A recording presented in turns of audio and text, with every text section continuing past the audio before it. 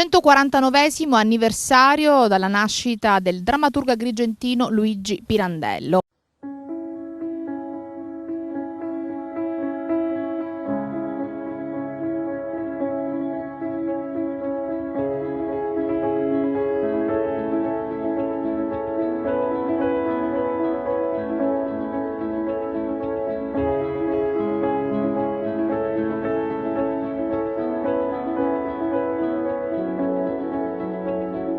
E questa sera, per ricordarlo, Michele Placido e Nino Bellomo interpreteranno L'uomo dal fiore in bocca, un'opera senza tempo, un'opera sempre attuale che parla del senso della morte, della vita, una riflessione sempre molto presente. Un grande regista, un grande attore come lei, che oggi si cimenta qui ad Agrigento con il nostro drammaturgo Luigi Pirandello, intramontabile L'uomo dal fiore in bocca.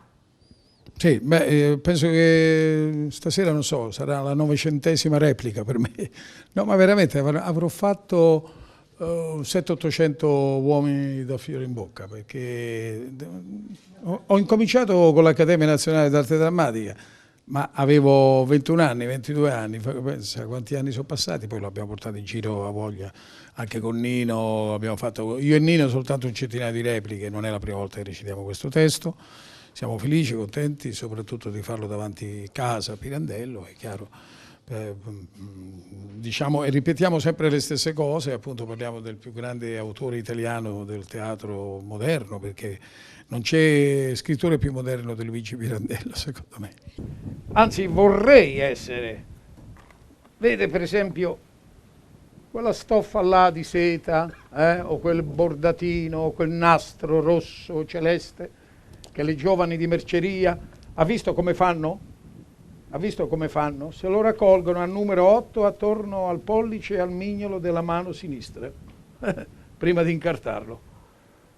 Sì. Poi mi guardo il cliente o la cliente che esce da quella bottega con l'involto appeso al dito, in mano, sotto il braccio, li seguo con gli occhi, finché non li perdo di vista. Immaginando quante cose. Per Nino Bellomo l'amore per Luigi Pirandello non è mai finito e dopo tanti anni è ancora qui, Nino, per celebrarlo e per rendergli omaggio. Rendere omaggio a un grande che mi ha condotto veramente nella vita, diciamo, culturale ma artistica principalmente, avendo trattato molto lavoro e molte commedie ho interpretato con lui.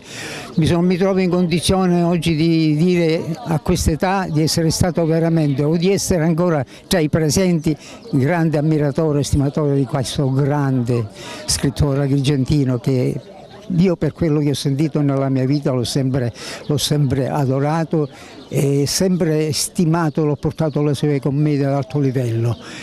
Principalmente ricordo, ma questa sera forse la ripeterò, Casa Romita, questa dove ora ci troviamo, che è veramente qualcosa di particolare, la porto con me per tanti anni come l'ho portato con Michele Placido nei migliori teatri d'Italia.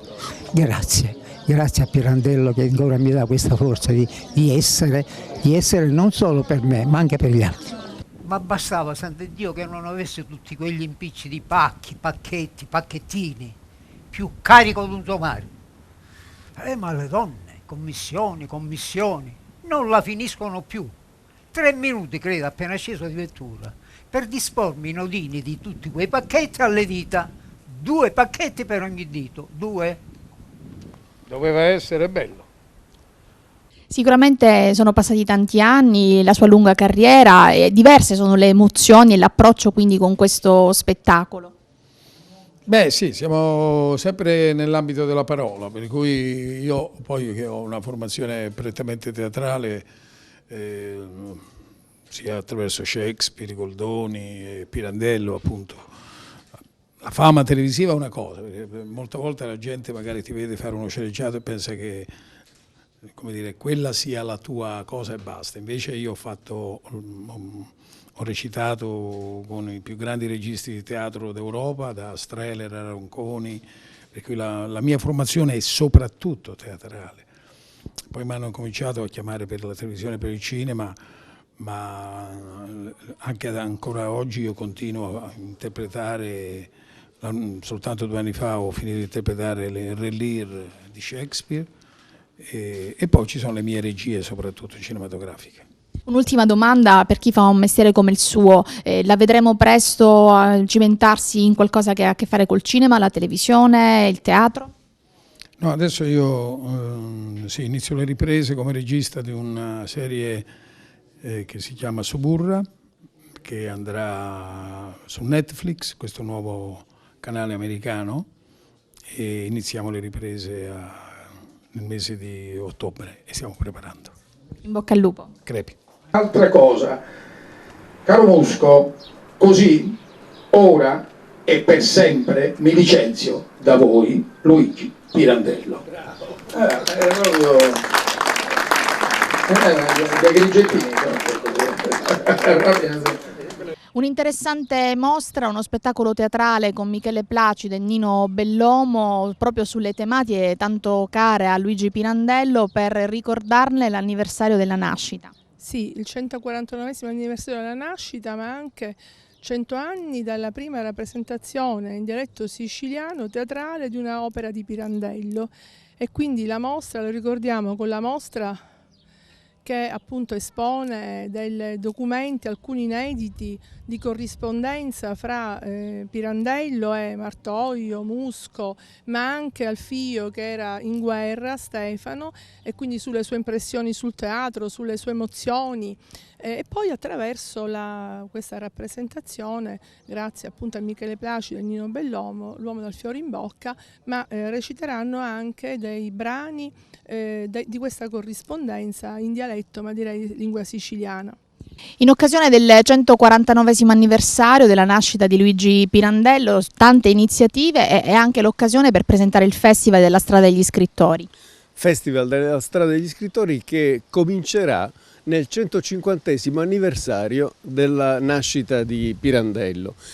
E devo dire che abbiamo ragionato su questo pensando anche a un altro anniversario, i 100 anni dalla nascita di Leonardo Sciascia, che arriveranno nel 2021. Dal 2017 al 2021 ci sono 5 anni in cui dobbiamo costruire un'attenzione particolare su questo territorio. Noi abbiamo parlato del progetto pilota della Strada degli Scrittori e quindi di un progetto che comincia da Racalmuto e finisce a Porto Empedocle, passando ovviamente da Agrigento, che è la città di Pirandello, che è la città di Camilleri, la città dei templi. Però non basta che i turisti vengano qui per vedere frettolosamente i capitelli dorici del Tempio della Concordia, stando poche ore. Noi vogliamo trattenerli qui promettendo loro che si fanno delle cose straordinarie. Alcune le conosciamo perché se ne parlano tutti, la Scala dei Turchi, Camilleri ce l'ha raccontata col cane di terracotta, ma ci sono tante altre cose che la gente non sa. Tutte queste, le fondazioni, le pietre, i personaggi, tutto quello che ha ispirato questi grandi scrittori, noi vogliamo trasformarlo in una storia accattivante, in una proposta di viaggio intelligente, ma anche divertente. E questo lo facciamo pensando non soltanto ai cultori dei libri di questi grandi scrittori, ma anche ai ragazzi e alle famiglie che vogliono avvicinarsi a questi testi scoprendo i posti in cui sono stati scritti. Dopo tanti anni tutto quello che riguarda Luigi Pirandello continua ad attirare tanto pubblico, tanti estimatori, tanti appassionati, segno insomma che il suo pensiero è ancora molto attuale. Pensiero attualissimo.